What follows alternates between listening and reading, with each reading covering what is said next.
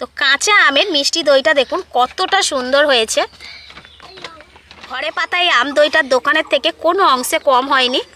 কত দারুণ ভালো লাগছে।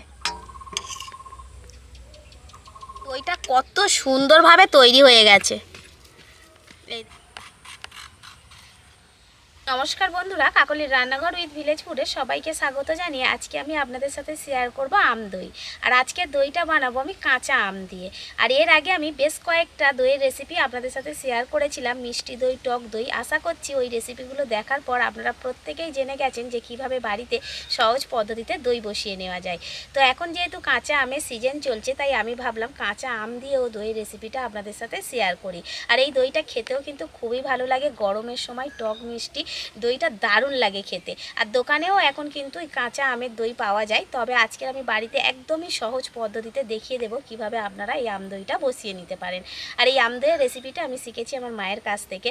আর মাও আমার সঙ্গেই রয়েছে আজকে, কারণ মা আমাদের বাড়িতে এসেছে, এখন আমাদের বাড়িতেই রয়েছে। তো আসার পরে আমাদের বাড়িতে অলরেডি একবার মা আম দই বানিয়ে দিয়েছে এবং আমরা সবাই খেয়েছি, ভীষণ ভালো লেগেছে। তো তাই ভাবলাম মাকে সঙ্গে নিয়ে আজকে রেসিপিটা আপনাদের সাথে শেয়ার করি, আপনাদেরও খুবই ভালো লাগবে। তো আজকের পুরো রেসিপিটা আপনারা প্লিজ প্রথম থেকে শেষ পর্যন্ত দেখতে থাকুন, আশা করছি খুবই ভালো লাগবে।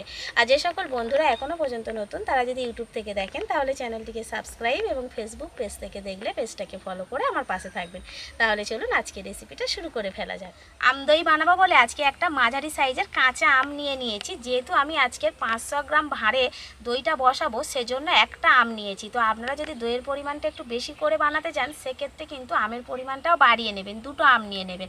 আবার যদি অল্প পরিমাণে খুব অল্প করে ছোট বাটিতে করে দই বসাতে চান, সেক্ষেত্রে কিন্তু অর্ধেক আম নিয়ে নেবেন। তো আমি আজকের 500 গ্রাম দই বসাবো, তার জন্য এরা মাঝারি সাইজের একটা আম নিয়ে নিয়েছি। এই একটা কাঁচা আমেই কিন্তু ওই 500 গ্রাম দইয়ের জন্য যথেষ্ট। আর আজকের দইটা হবে একদম কাঁচা আমের স্বাদে। আপনারা শুধু দেখতে থাকুন কিভাবে বানাচ্ছি। তো মা আমার সাথে রয়েছে, যেহেতু আমার হাতে একটু সমস্যা রয়েছে, সেজন্য আজকের মা আমাকে হেল্প করবে। মা এখন আমের গায়ের খোসাটাকে ছাড়িয়ে নেবে। নাও মা নাও।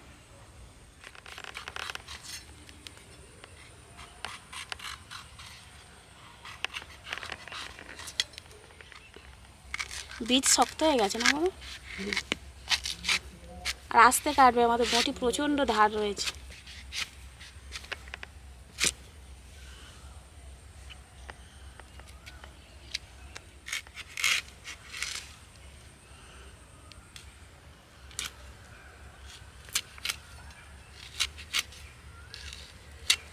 জলের মধ্যে দিয়ে দাও।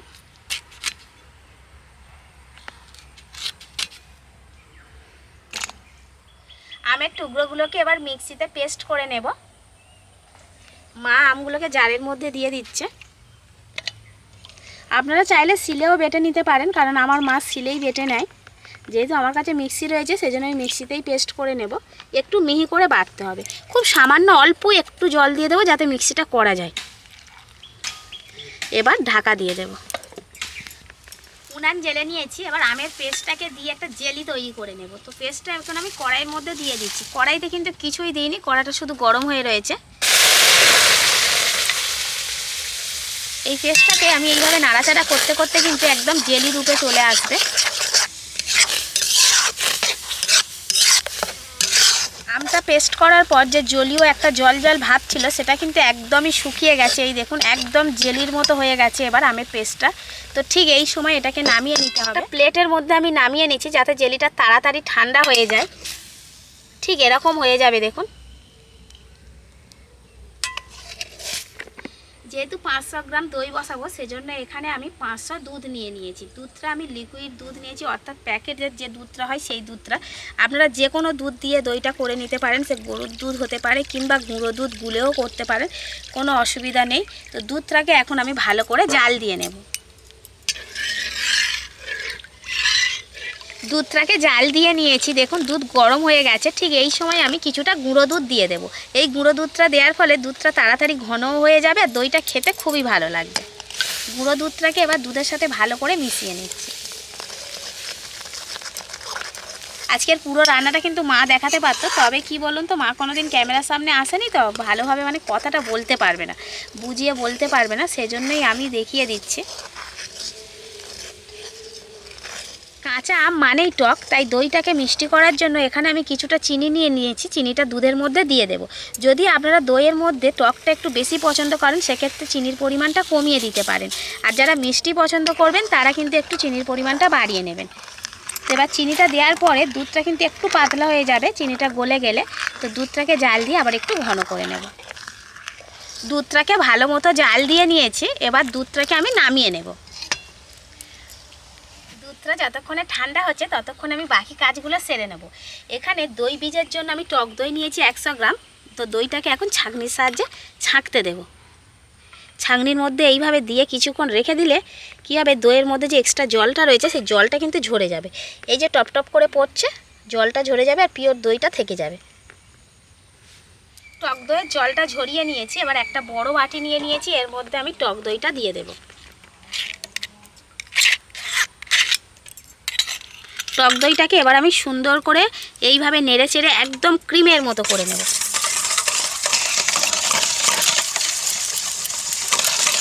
ভালো করে মিশিয়ে নেব। এবার এই টক দইটার মধ্যে আমি যে আমের জেলিটা বানিয়ে রেখেছিলাম সেই জেলিটাকে অল্প অল্প করে দেবো আর সুন্দর করে মিশিয়ে নেব।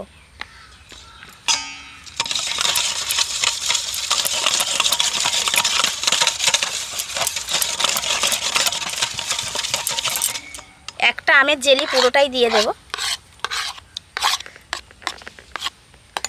দিয়ে ভালো করে মেশাবো।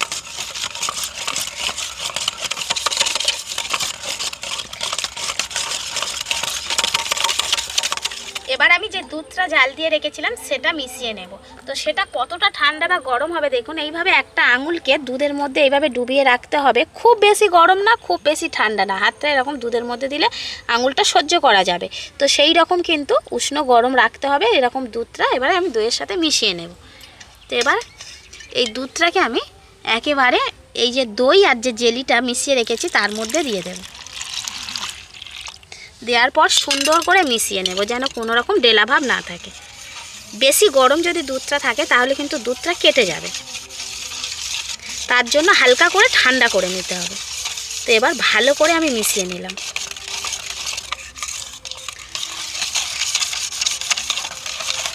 এখানেই কাজ শেষ নয়, আরেকটু বাকি রয়েছে।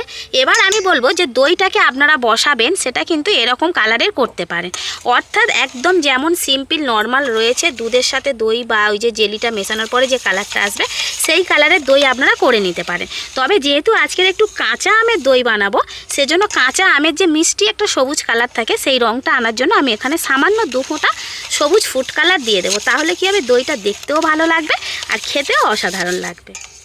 তো এই যে সবুজ ফুড কালারটা আমি 2 ফোঁটা দিচ্ছি, আপনারা চাইলে দিতে পারেন আবার কিন্তু নাও দিতে পারেন।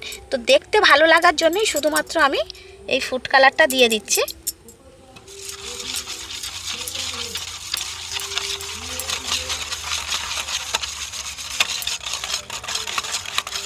দোকানের যে আমদইগুলো পাওয়া যায় দেখবেন একটু সবুজ রঙের হয়, তো সেই রকম আনার জন্য কিন্তু এখানে কালারটা দেয়া। মিশ্রণটা আমি রেডি করে নিয়েছি, দেখুন কত সুন্দর একটা রং চলে এসছে।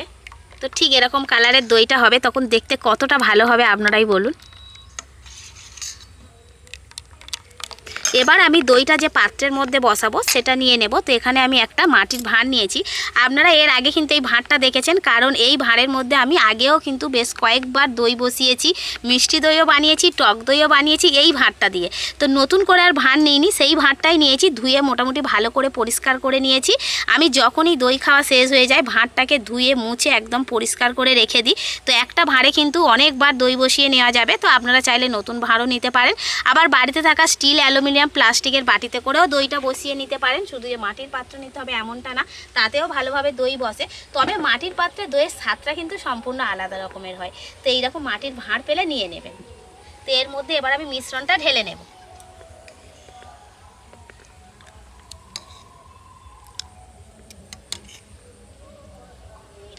কাঁচা আমের স্বাদে দই বন্ধুরা, কোনো কথা হবে না।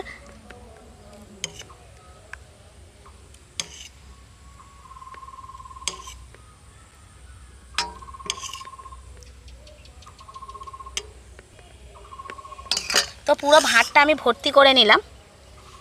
মা এবার চাপা দিয়ে দেব, একটু ধরবে। হ্যাঁ, ওপরে আমি একটা কৃষিবের খাতার কাগজ নিয়ে নিয়েছি, ওপর থেকে এইভাবে দিয়ে দেব।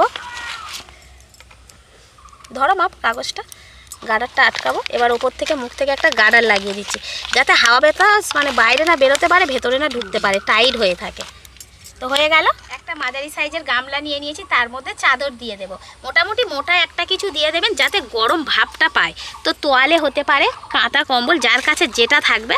এইভাবে ভাঁড়টা আমি মাঝখান বরাবর বসিয়ে দিলাম, ওপর থেকে চাদরটাকে আবারও এইভাবে ঢাকা দিয়ে দেবো যাতে গরম ভাবটা পায়। তো এবার ঘরের নর্মাল জায়গাতে রেখে দেবো, যেখানে একটু গরম ভাব থাকে। তো সেখানে রেখে দিলে সারা রাত রাখলে কালকের মোটামুটি দইটা ভালোভাবে জমে যাবে। তো মোটামুটি 6 থেকে 8 ঘন্টা আপনাকে রাখতেই হবে দইটা জমানোর জন্য। আর সারা রাত রাখলে তো ভালো হয়। আমি আজকে বিকেলবেলাতে দইটা বসাচ্ছি, আজকে সারা রাত থাকবে, কালকে সকালে এসে আপনাদেরকে দেখাবো যে দইটা কত সুন্দরভাবে বসে। সকালবেলা দইটাকে নিয়ে চলে এসেছি আপনাদেরকে দেখাবো বলে যে কেমন জমলো। তো আপনারা কালকে দেখেছিলেন সারা রাত দইটাকে রেখে দিয়েছিলাম, ঠিক এরকমভাবে গামলার মধ্যে চাপা দেওয়া ছিল। তো এখন আমি খুলে দেখব। আমিও একবারও এখনো পর্যন্ত খুলে দেখিনি যে কেমন হয়েছে। এখান থেকে বাড়ি পর্যন্ত নিয়ে গেছিলাম, তো তাই কাগজটা একটু ভিজে গেছে। তো এটা যা ভিজেছে কালকেই ভিজেছিল। এবার মুখের গার্ডারটাকে প্রথম তুলে নেব। এবার কাগজটা তুলছি, দেখুন। এই দেখুন বন্ধুরা, দইটা কত সুন্দরভাবে তৈরি হয়ে গেছে। এই দেখুন, ভাঁড়টাকে ঘোরাচ্ছি, দেখুন দারুণভাবে বসেছে দইটা। এবার কেটে আমি দেখাবো কতটা পারফেক্ট হয়েছে। তো কাঁচা আমের মিষ্টি দইটা দেখুন কতটা সুন্দর হয়েছে।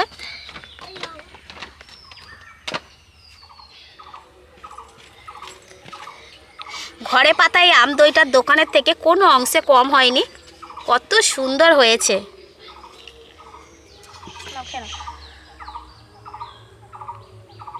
দারুণ ভালো লাগছে। আর যেহেতু এখন গরম পড়ে গেছে, গরমের সময় একটু ঠান্ডা ঠান্ডা দই খেতে ভালো লাগে। তো দইটা এরকমভাবে বসার পর আপনারা একটু ফ্রিজে কিছুক্ষণ রেখে দেবেন, ঠান্ডা হয়ে গেলে খাবেন, দেখবেন ভালো লাগবে।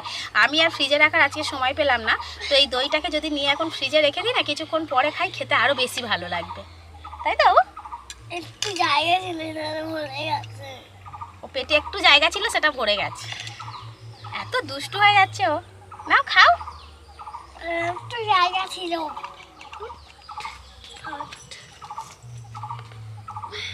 সত্যি খুবই ভালো লাগছে। আর কাঁচা আম দিয়ে বানিয়েছি বলে যে দইটা খুব বেশি টক লাগবে, যে বাচ্চারাও খেতে পারবে না এমনটা না। মানে চিনি দেওয়ার কারণে কিন্তু দইটা মিষ্টিই হয়েছে, মানে আমের স্বাদটা রয়েছে, ফ্লেভারটা রয়েছে, কিন্তু টক না। দারুণ লাগছে খেতে। দই তো আমরা প্রায় সময় খেয়ে থাকি, তাছাড়া এখন যা গরম পড়ে গেছে, এই সময় ভাত পাতা শেষে কিন্তু 1 চামচ হলেও যদি দই থাকে তাহলে মনটা পুরো শান্তি হয়ে যাবে। আর এখন তো কাঁচা আমের সিজন চলছে, তো একটা আম দিয়ে আপনারা এইরকম অনেকটা পরিমাণে দই বানিয়ে নিতে পারবেন। তো অবশ্যই করে বাড়িতে একবার হলেও এই দই রেসিপিটা ট্রাই করে দেখুন। বানানো ভীষণই সহজ, খেতেও খুবই ভালো লাগে। আর বন্ধুরা, আজকের আমার এই দই বানানোর রেসিপিটা আপনাদের কেমন লাগলো সেটা অবশ্যই কমেন্ট করে জানাবেন। আর ভালো লাগলে লাইক, কমেন্ট, শেয়ার, সাবস্ক্রাইব এবং ফলো করে আমার পাশে থাকবেন। আর আমার নিত্য নতুন রেসিপিগুলো এইভাবেই দেখতে থাকবেন। তাহলে আজকের মতো এখানেই শেষ করছি। সবাই ভালো থাকবেন, সুস্থ থাকবেন, দেখা হবে পরের রেসিপিতে।